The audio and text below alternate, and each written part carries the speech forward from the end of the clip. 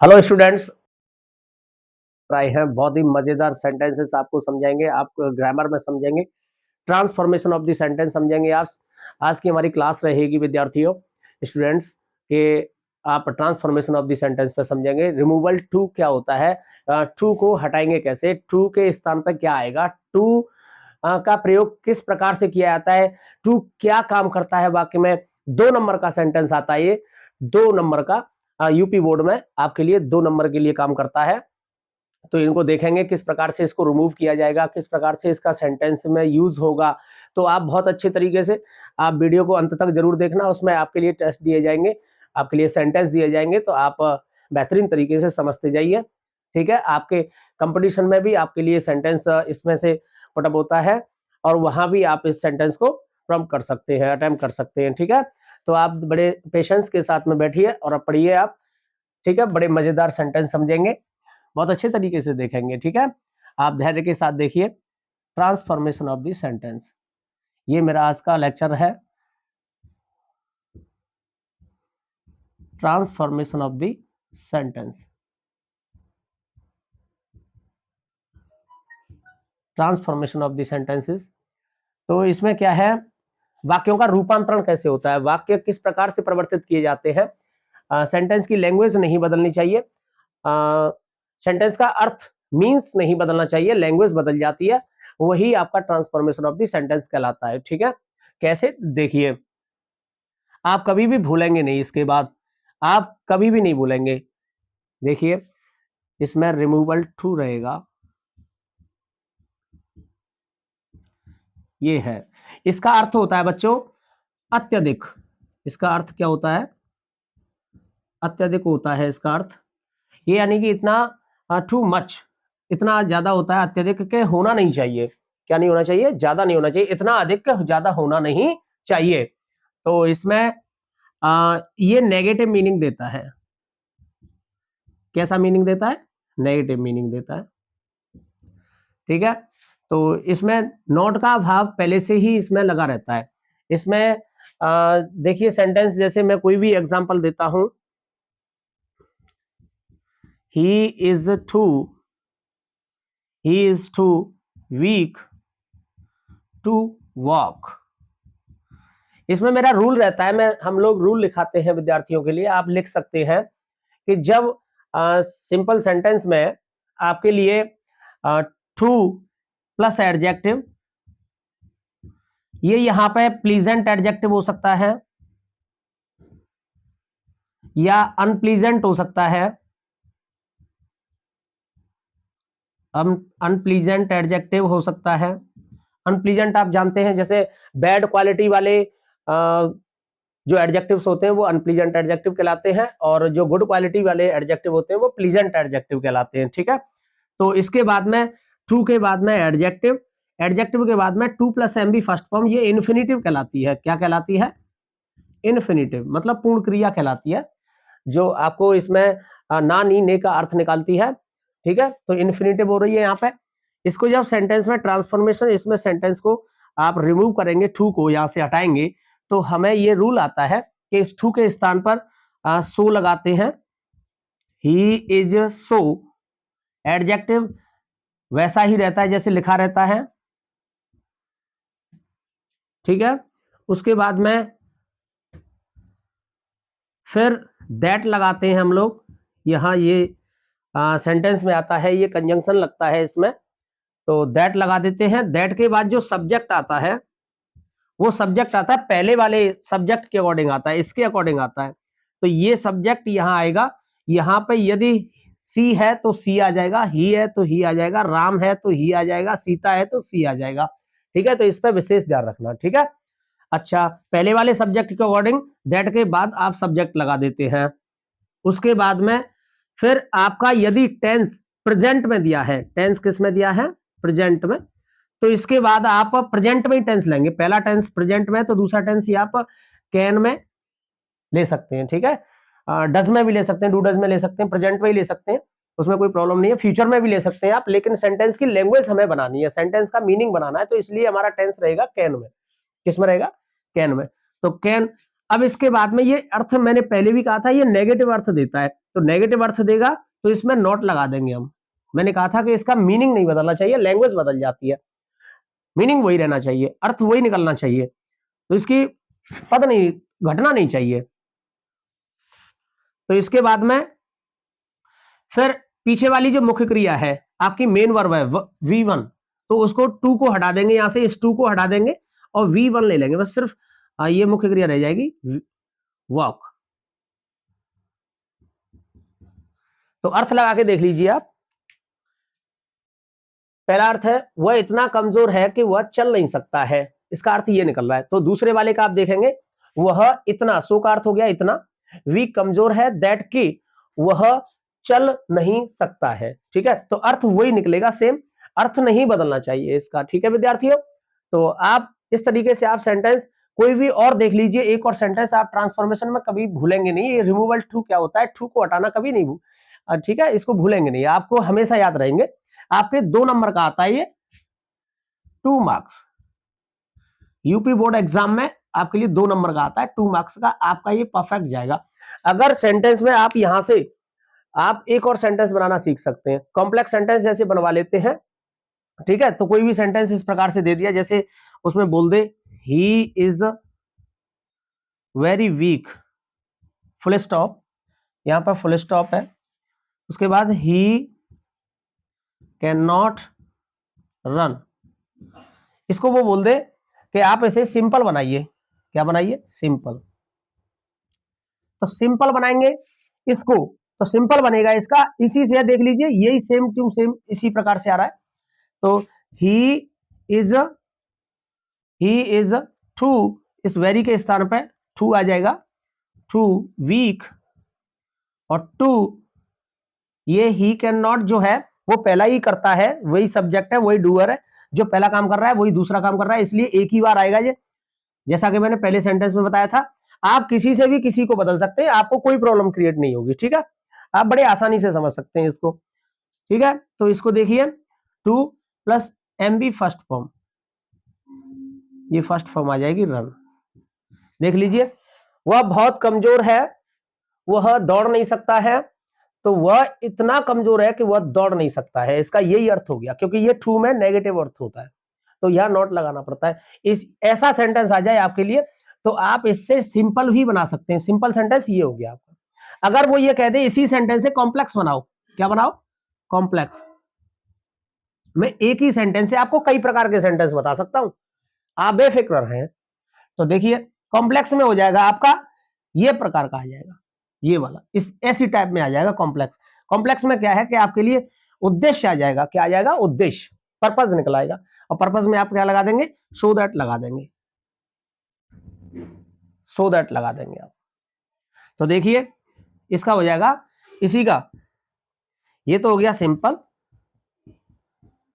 और ये हो गया कॉम्प्लेक्स। हालांकि मैंने अभी बाय द वे मैंने कुछ अभी ऐसा कुछ खास कंपाउंड कॉम्प्लेक्स या सिंपल सेंटेंस पढ़ाई नहीं है, लेकिन मैंने तो रिमूवल टू कराया है, और रिमूवल टू से ही आपको ये 2 चीजें और सिखा दी हैं, ये एक्स्ट्रा ऑर्डिनरी कुछ हो गया आपके लिए, ठीक है। तो आप इतनी चीज समझ गए, तो कॉम्प्लेक्स बना दीजिए, ही is so weak that he can not run, ये आपका कॉम्प्लेक्स सेंटेंस तैयार हो गया। देख लीजिए बच्चों विद्यार्थियों, देखिए टू समझाया था, अर्थ होता है अत्यधिक, नेगेटिव मीनिंग देता है, ठीक है। तो इसका सेंटेंस में रूल लेकर के देखते हैं, ये इतना अत्यधिक होता है जितना होना नहीं चाहिए इसको, जैसे वो कमजोर इतना है कि वो चल नहीं सकता, जैसे वो इतना घमंडी है कि वो बात नहीं कर सकता, ठीक है, वो इतना होशियार है, इतना मेधावी है कि इस सवाल को कर नहीं सकता है, तो इस प्रकार से सेंटेंस आते हैं, ठीक है। तो ऐसे आप बना सकते हैं, he is so weak that, he पहला वाला सब्जेक्ट, प्रेजेंट में टेंस है तो कैन नॉट, और पास्ट में है तो कुड नॉट, ठीक है। पास्ट में होता है यहाँ पर वाज वर वगैरह, हैड है, जो भी है कुछ भी आ जाता तो कुड नॉट हो जाता, और फिर मुख्य क्रिया लास्ट वाली MB फर्स्ट फॉर्म लग जाएगी, ठीक है। ही कैन नॉट वॉक, अगर यहाँ होता he was too weak to walk, तो he was so weak that he could not walk हो जाता आपका, ठीक है। तो आपके लिए सेंटेंस कैसा रहा, तो आप नेक्स्ट देखिए, अब इससे आगे नेक्स्ट देखेंगे, ठीक है बच्चों, जुड़े रहिए, वीडियो को अंत तक लास्ट तक जरूर देखें। ठीक है बच्चों, तो देखिए आगे देखो, अब तक आया था उसमें he is too old to walk. अब तक ये आ रहा था कि एडजेक्टिव के बाद to plus M B first form आ रही थी, ठीक है। अब इसमें क्या है कि आप दैट के बाद जो सेंटेंस कर रहे थे उसमें आप नॉट लगा रहे थे, लेकिन अगर मैं इस सेंटेंस को, इसके दूसरा जो रूल है, ये रूल नंबर सेकंड है आपका, रूल सेकंड है आपका, ठीक है। तो सेकंड है, मैं उसको बता रहा हूं, इन्फिनिटिव से पहले आपका नॉट आ जाए, एडजेक्टिव के बाद और इन्फिनिटिव से पहले नॉट आ जाए, ठीक है। तो इसमें क्या है कि फिर आपका इसमें नॉट नहीं लगेगा, फिर ये पॉजिटिव हो जाएगा, अफर्मेटिव बन जाएगा, फिर ये क्या बन जाएगा आपके लिए, अफर्मेटिव। जैसे कैसे करेंगे, ही is so old that, that पहला वाला करता, ये हो जाएगा सब्जेक्ट ही, और टेंस प्रेजेंट में है कैन, और सिर्फ ओनली वॉक आ जाएगा। तो इसमें क्या है, ये अफर्मेटिव में आ जाता है, ठीक है। नॉट हट जाएगी तो ये अफर्मेटिव में आ जाएगा, इसका सेंटेंस बना लीजिए, टेंस मिल जाएगा आपको, इस प्रकार से आपका सेंटेंस हल हो जाएगा। अब मेरा नेक्स्ट रूल आता है कि अब तक आपको मिला था, यहां से सब्जेक्ट ले रहे थे, यहां से आगे से आपका सेंटेंस आ रहा था, पहले सब्जेक्ट के अकॉर्डिंग आपका सब्जेक्ट आ रहा था दैट के बाद में, लेकिन अब जो मेरा रूल है नेक्स्ट, वो है कि यदि टू प्लस एडजेक्टिव के बाद फॉर प्लस कोई ऑब्जेक्ट आए, फॉर प्लस कोई ऑब्जेक्ट आए, फिर प्लस इन्फिनिटिव बाद में आए, ठीक है, तो उसमें क्या करते हैं हम, दैट के बाद जो सब्जेक्ट आता है, यहां जो दैट के बाद सब्जेक्ट आएगा ये वाला, वो उस एडजेक्टिव के बाद आया हुआ फॉर प्लस ऑब्जेक्ट के अनुसार आएगा, उस ऑब्जेक्ट के अनुसार आएगा, यहां जो ऑब्जेक्ट आएगा इसके अकॉर्डिंग आएगा यहां सब्जेक्ट, ठीक है। तो कैसे आएगा, मैं सेंटेंस देता हूं आपके लिए, फिर देखना। The tree is too high for me to climb, for me to climb, पेड़ इतना ऊंचा है कि मैं चढ़ नहीं सकता हूं, मुझसे चढ़ा नहीं जा सकता है, तो मुझसे नहीं चढ़ा जा सकता, पेड़ इतना ऊंचा है, चाय इतनी गर्म है कि मुझे पी नहीं जा सकती है, मैं नहीं पी सकता हूं इसे। तो आप इसको किस प्रकार से करेंगे, अब ट्री को तो यहां दैट के बाद में सब्जेक्ट लाएंगे नहीं, दैट के बाद में पहले वाले सब्जेक्ट के अकॉर्डिंग तो लाएंगे नहीं, इट हो जाएगा। तो इसमें क्या हो जाएगा, अगर आपने ये भूल कर दी, जरा सी भी मिस्टेक हो गई, तो पेड़ पे ही पेड़ चढ़ सकता है, ऐसा हो जाएगा। तो आप ऐसी गलती भूल करके भी ना करें, ठीक है। तो आप क्या करेंगे, ये फॉर के बाद जो ये वाला, ये जो ऑब्जेक्ट आ रहा है इसके अकॉर्डिंग यहां सब्जेक्ट लगाना। प्लीज बच्चों ध्यान से देखना, यहां इसमें जब एडजेक्टिव के बाद फॉर प्लस ऑब्जेक्ट आए, तो इसमें ऑब्जेक्ट के अनुसार आपको सब्जेक्ट लगाना यहां पे, बाकी सेम है, बिल्कुल वही रूल रहेगा, सेम टू सेम। कैसे हल कर लीजिए, इसे सॉल्व कर लीजिए। देखिए, the tree is so high, high that, अब मी के अकॉर्डिंग आएगा करता, सब्जेक्ट आएगा मी के अकॉर्डिंग, आई, टेंस प्रेजेंट में है कैन, वही सेम, टू नेगेटिव अर्थ देता है नॉट, नॉट, फिर उसके बाद में मैं M B first form climb, देख लीजिए अर्थ मिला लीजिए, बिल्कुल टॉप जाएगा, बिल्कुल एक नंबर का। The tree is so high that, पेड़ इतना ऊंचा है कि मैं चढ़ नहीं सकता हूं, सेंटेंस मिल गया, और पहला भी यही आ रहा था। तो आपके लिए कोई प्रॉब्लम नहीं है, आपको बस इतना ही करना है कि फॉर प्लस ऑब्जेक्ट के बाद जो ऑब्जेक्ट आ रहा है फॉर के बाद में, उसके अकॉर्डिंग आपको यहां सब्जेक्ट लगाना है, ये वाला सब्जेक्ट किसके अकॉर्डिंग, इसके अकॉर्डिंग। अगर यहां पे ये हो जाता,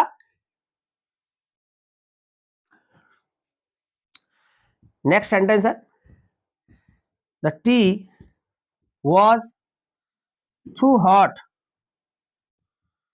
फॉर हिम टू ड्रिंक, चाय इतनी गर्म थी कि वह उसे पी नहीं सकता था, यही तो हो गया। तो इसको कैसे करेंगे, the tea was so hot that, अब फॉर के बाद आया हुआ ऑब्जेक्ट, इसके अकॉर्डिंग आपको दैट के बाद सब्जेक्ट लगाना है, तो ही हो गया, हिम का सब्जेक्ट क्या हो गया, ही हो गया, और ही के बाद में जो वर्ब आएगी, अब कैन आनी है, क्या कुड आनी है, इसको आपको यहां से लेना है, ठीक है, यहां से निकालना है। तो पास्ट में टेंस है तो कुड ले जाइए, क्योंकि ये सिंपल सी बात है कि टेंस पास्ट में है पहला, तो दूसरा टेंस पास्ट में आएगा, पहला टेंस प्रेजेंट में है तो दूसरा टेंस या तो प्रेजेंट में आएगा या फ्यूचर में आएगा, बस यही कॉम्बिनेशन होता है। ये आपको विशेष करके देखना है, कंपटीशन में बहुत सारे आते हैं, यही चीज देखने के लिए कंपटीशन में आती है। तो आप वहीं आप क्या है, मात खा जाते। तो आपको ऐसी गलती नहीं करनी है, ये चीज देख के चलनी है। पहला टेंस प्रेजेंट में है तो दूसरा टेंस या तो प्रेजेंट में होगा या फ्यूचर में होगा, यानी कैन और मे भी प्रेजेंट शो करती है, ठीक है। कैन कंफर्मेटिव बताती है और मे प्रोबेबिलिटी बताती है, प्रेजेंट की प्रोबेबिलिटी, संभावना बताती है ना। इतना आप जानते ही हैं, नहीं जानते तो सीख लीजिए। और भी बहुत सारी आपको बहुत सारी जुड़ी हुई जानकारी मिलती रहेंगी। हर चीज से मैं हर चीज बना सकता हूं, किसी भी चीज से, किसी भी सेंटेंस से मैं कोई भी चीज समझा सकता हूं, ये कोई पता नहीं, कोई लिमिट नहीं है इसमें, ठीक है। तो आप बिल्कुल बेफिक्र रहे, नो टेंशन रहिए।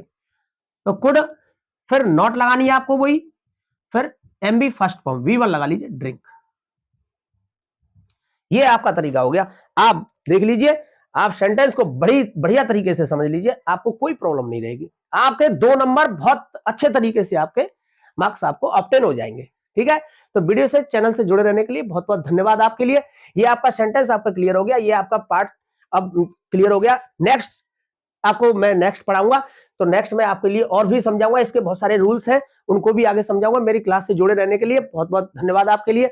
आप बिल्कुल कभी नहीं भूलेंगे, आप मेरी क्लास को सब्सक्राइब करें, चैनल को सब्सक्राइब करें और वीडियो को अंत तक देखें। मैं आपके लिए अभी सेंटेंस दूंगा, और ठीक है, ठीक है बच्चों। तो ये सेंटेंस आप देख लीजिए, ये 5 सेंटेंस मैंने आपके लिए दिए हैं, इनको आप कर लीजिए।